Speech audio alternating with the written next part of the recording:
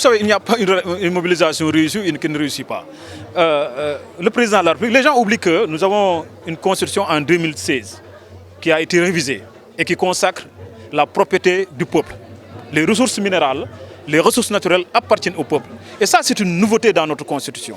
Vous allez vérifier toutes les constitutions du Sénégal de 1960 à maintenant. C'est uniquement en 2016 qu'on a mis ce principe constitutionnel de l'appartenance des ressources au peuple sénégalais. Donc le fait que les Sénégalais puissent revenir pour dire que nous allons marcher pour ces peuples, c'est enfoncer une porte déjà ouverte.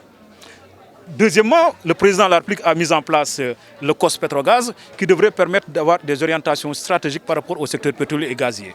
La loi sur le contenu local, comment en arriver à ce que les Sénégalais puissent tirer le maximum profit des opérations minières.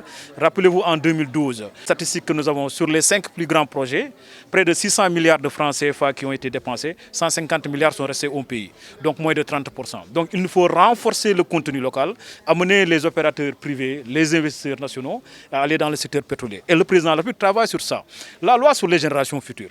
Le pétrole que nous avons ici, le gaz que nous avons aujourd'hui, c'est vrai, on l'a découvert aujourd'hui, mais ça date des millions et des millions d'années avant nous-mêmes. Si nous avons la chance, si nous avons avec les moyens technologiques, avec les conditions du marché à pouvoir exploiter ce gaz, nous devrons passer aux générations futures. Et le président de la République a mis en place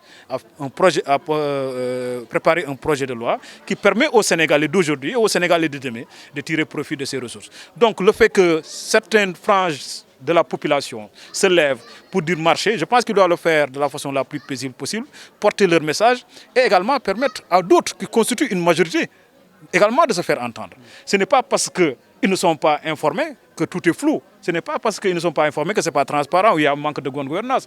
Les principes de gouvernance font partie d'une série de principes qu'il faut respecter. L'information. En tant que presse, vous avez l'information sur les ressources minérales. Les rapports de l'ITIE aujourd'hui sont publiés et tous les paiements sont connus. La gouvernance, c'est la participation du public. Dans le cadre du COS Pétrogaz, aujourd'hui ouvert à la société civile comme de l'ITIE, la société civile elle est présente.